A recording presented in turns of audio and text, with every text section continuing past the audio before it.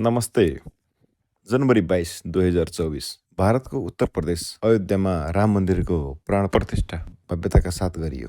जुन कार्यक्रममा भारत लगायत विश्वभरिबाट आस्थावान हिन्दूहरूले सहभागी जनाए। तपाईँ हामीले त्यो उत्सव प्रत्यक्ष वा अप्रत्यक्ष रूपमा मनायौँ पनि। यस उत्सवमा चर्चाको विषय रह्यो राम मन्दिर, यस मन्दिरको डिजाइन र यसको निर्माण प्रक्रिया। आजको भिडियोमा यसै भव्य राम मन्दिरको बारेमा विस्तृत जानकारी लिएर आएका छौँ। ल आउनुहोस् श्री रामको नाम लिएर अगाडि बढौँ। जय श्री राम। भारतको उत्तर प्रदेशको अयोध्यामा बनेको राम मन्दिर परिसरको जम्मा क्षेत्रफल 70 एकड छ भने मन्दिर मात्रको क्षेत्रफल 2.77 एकड छ। जम्मा क्षेत्रफल 70 एकड मध्ये 70% चाहिँ हरियाली नै छोडिएको छ। यस मन्दिरको लम्बाइ पूर्व पश्चिम 380 फिट, चौडाइ 250 फिट र उचाइ यानि कि गर्भगृहको भुइँदेखि गजुरको टुप्पोसम्म 161 फिट रहेको छ। मन्दिर 3 तले छ भने प्रत्येक तलाको उचाइ 20 फिटको रहेको छ। यस मन्दिरमा जम्मा 392 पिलरहरू छन्, जसमध्ये ग्राउन्ड फ्लोरमा 166 पिलर, फर्स्ट फ्लोरमा 144 पिलर र सेकेन्ड फ्लोरमा 82 वटा पिलर छन्। यस मन्दिरमा 5 वटा गुम्बज आकारका मण्डपहरू छन्। यी मण्डपहरूका नाम सभा मण्डप, रङ्ग मण्डप, कीर्तन मण्डप, नृत्य मण्डप र प्रार्थना मण्डप हुन्।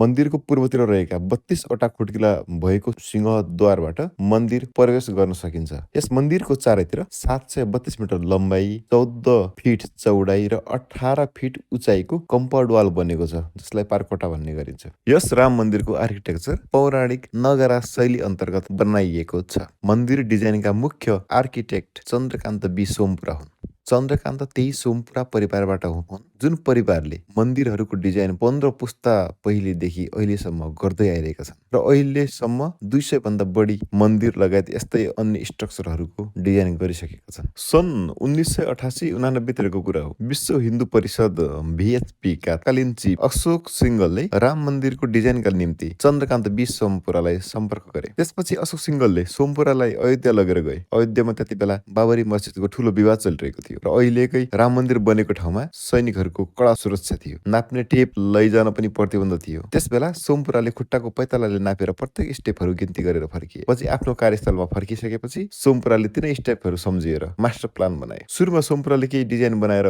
VHP र सिंघल सामु पेश गरे र सबैले मिलेर यो डिजाइन अहिले बनेको छ, यो डिजाइनलाई फाइनल गरे र पछि त्यही डिजाइनलाई स्केलिङ गरी काठको स्ट्रक्चरमा बनाएर 1990 को दशकको सुरुतिर इलाहाबाद कुम्भमा सन्तहरू सामु पनि पेश गरेर यसै डिजाइनलाई अनुमोदन गरियो। त्यहाँबाट पनि मन्दिरको विवाद नसुल्झिसकेकोले त्यो डिजाइन त्यत्तिकै थन्किएर बस्यो। 9 नोभेम्बर 2019 मा सर्वोच्च अदालतले अन्तिम फैसला सुनायो राम मन्दिरको पक्षमा। अनि भयो मन्दिरको डिजाइन खोज तलास। त्यसपछि त्यही डिजाइनलाई वास्तुशास्त्र, शिल्पशास्त्र र स्ट्रक्चरल एनालाइसिस गरी सन् 2020 मा फेरबदल गरे।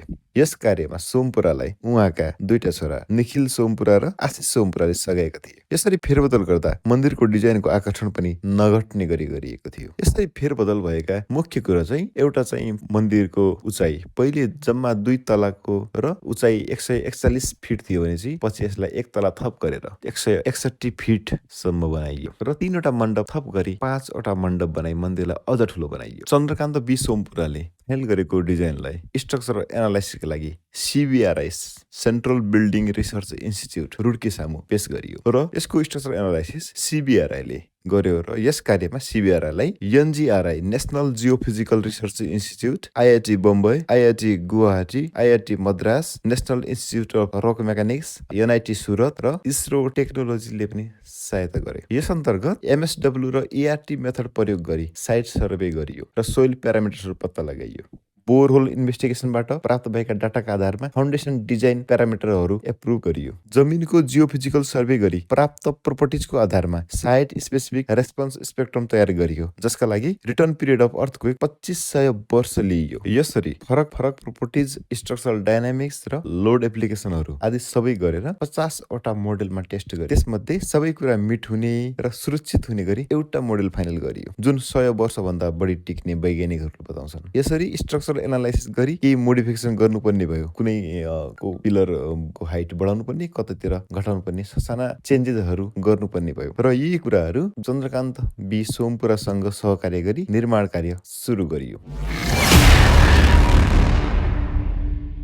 अगस्त 5, 2020 मा भारतका प्रधानमन्त्री नरेन्द्र मोदीले मन्दिरका लागि भूमि पूजन गरेर निर्माण कार्यको थालनी भएको जनाए। यस राम मन्दिरको निर्माणको लागि लार्सन एन्ड टब्रो एलएनटी कम्पनीले जिम्मा पाएको।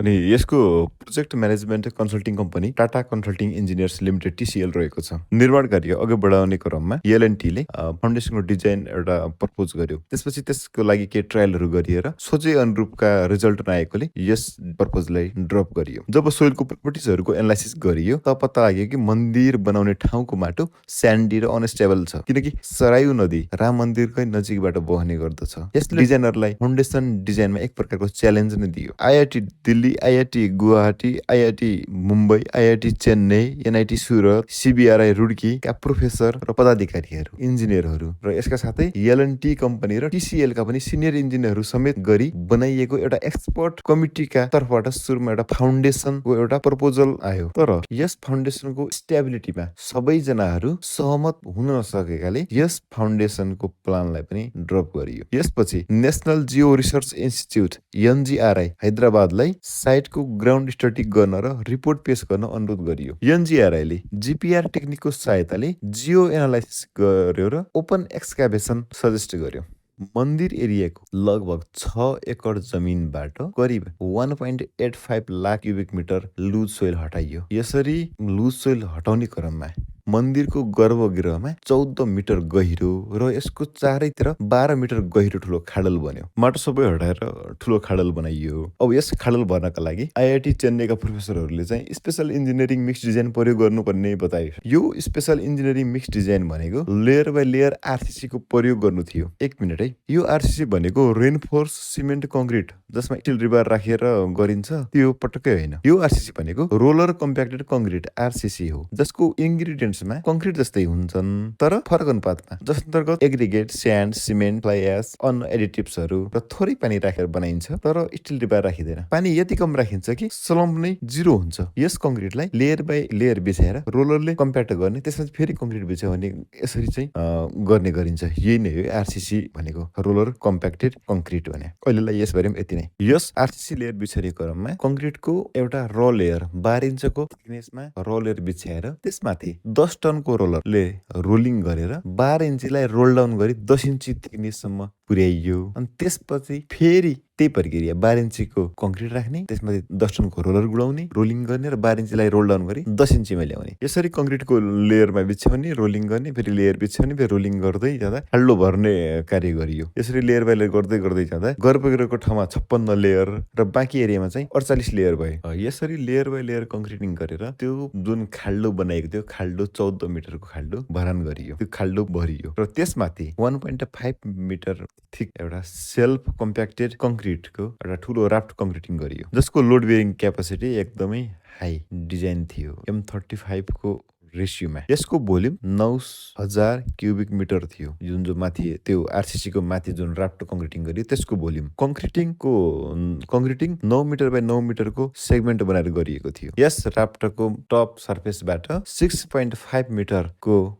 हाइट उठाएर प्लिन्थ लेभल फाइनल गरियो। यानि कि प्लिन्थ हाइट 6.5 मिटरको रहेको छ यो मन्दिरको चाहिँ। कर्नाटका र तेलङ्गानाबाट ल्याइएका ग्रेनाइट स्टोन ब्लक प्रयोग गरेर प्लिन्थ लेभल उठाइएको छ। प्रयोग गरिएका ग्रेनाइट ब्लकको साइज 5 फिट लम्बाइ, 2.5 फिट चौडाइ र 3 फिट उचाइ रहेको छ र प्रत्येक ब्लकको तौल 3 टन रहेको छ। यी प्रत्येक ब्लकहरू टेस्ट गरेर मात्रै ल्याइएका हुन्। प्लिन्थ एरियाको एप्रोक्सिमेटली एरिया चाहिँ 3500 स्क्वायर मिटर हुनु पुगेको छ। यस मन्दिरको निर्माण परम्परागत शैलीबाट गरिएको छ, जसमा न त सिमेन्टको मसला न स्टिलको प्रयोग भएको छ। सुन्दा अचम्म, यति ठुलो स्ट्रक्चर, न छत, न सिमेन्ट, न गिट्टी बालुवाको प्रयोग, सिर्फ ढुङ्गाको प्रयोग। मोर्टिस एन्ड टेनन मेथडको प्रयोगले ढुङ्गालाई एकअर्कामा इन्टरलक गरिएको छ र यसका लागि कतिपय ठाउँमा ब्रोन्ज डवेल्सहरू पनि प्रदान गरिएको छ। राजस्थानको भरतपुर डिस्ट्रिक्ट अन्तर्गत बन्सी पहरपुरबाट ल्याइएका पिङ्क स्यान्डस्टोन्सले मन्दिर बनाएको छ। यी स्यान्डस्टोनको टेन्साइल स्ट्रेङ्थ अन्य ढुङ्गाको तुलनामा बढी हुने भएकोले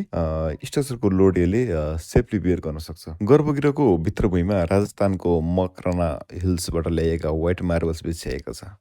यस मन्दिर निर्माणमा प्रयोग भएका ढुङ्गा क्वान्टिटी के कति छ भनेदेखि चाहिँ 8 to 9 लाख क्युबिक फिट पारकोटाको लागि, त्यो चारतिर भएको जुन कम्पाउन्ड वाल छ त्यसको लागि 6.37 लाख क्युबिक फिट चाहिँ प्लिन्थ लेभलसम्म ल्याइ पुर्याउनका लागि, अनि 4.7 लाख क्युबिक फिट चाहिँ मन्दिरको लागि, अनि 13,300 क्युबिक फिट चाहिँ मकराना व्हाइट टाइल्स लागेको छ जुन गर्भगृहको भुइँमा लागेको छ, अनि 93,300 स्क्वायर फिट चाहिँ फ्लोरिङ र क्लेडिङको लागि। यस मन्दिरको जगमा चाहिँ 2 लाख भन्दा बढी इँटाहरू, जुनमा चाहिँ श्री राम लेखेको छ विभिन्न भाषामा, ती इँटाहरू चाहिँ 30 वर्ष अघिदेखि नै देशभरिका विभिन्न ठाउँबाट बटुलिएका थिए। ती इँटाहरू पनि प्रयोग गरिएको छ। राम मन्दिरमा स्थापित रामलल्ला, रामको बाल स्वरूपको जुन मूर्ति छ त्यस मूर्तिका मूर्तिकार अरुण योगीराज हुन्। राम मन्दिरमा भएका 44 ढोकामा 100 केजी सुन लगाएर कोटिङ गरिएको छ। मन्दिरको परिक्रमा पथमा भुइँ तथा भित्तामा वाल्मीकि रामायणबाट 100 वटा घटना दर्शाउने चित्रकला कुदिएका छन्। यस मन्दिरको शिखरमा सिसारु जडान गरिएको छ। रामनवमीको दिन सूर्यका किरणहरू भगवान रामको निधारमा पर्ने गरी मिलाइएको छ, जसलाई सूर्य तिलक भनिएको छ। यस मन्दिरमा रहेको एउटा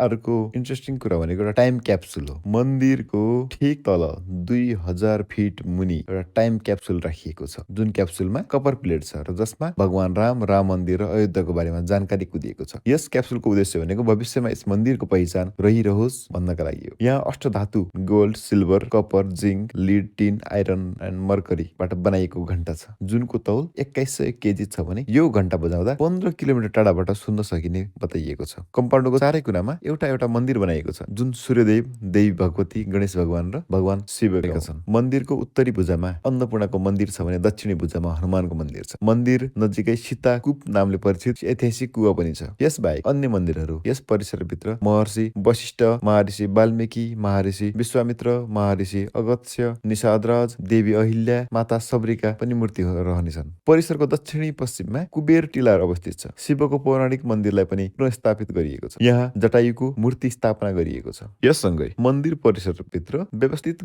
राख्नका लागि sewage treatment plant, water treatment plant, fire service, independent power station र 25,000 तीर्थयात्रीहरूलाई अटाउने ठाउँ साथै आवश्यक मेडिकल फेसिलिटी सहित लकरहरूको पनि सुविधा प्रदान गरिएको छ। यससँगै बाथरुम, टोयलेट, वास बेसिन, ओपन ट्याप्सको पनि एउटा छुट्टै ब्लक बनाइएको छ। मन्दिरलाई चट्याङबाट सुरक्षित राख्नका लागि 200 किलो एम्पियरको लाइट एरेस्टर पनि इन्स्टल गरिएको छ। यससँगै भगवान राम र रामायण सम्बन्धी तथ्यहरू प्रष्ट पार्ने हिसाबले एउटा म्युजियम पनि बनाइएको छ।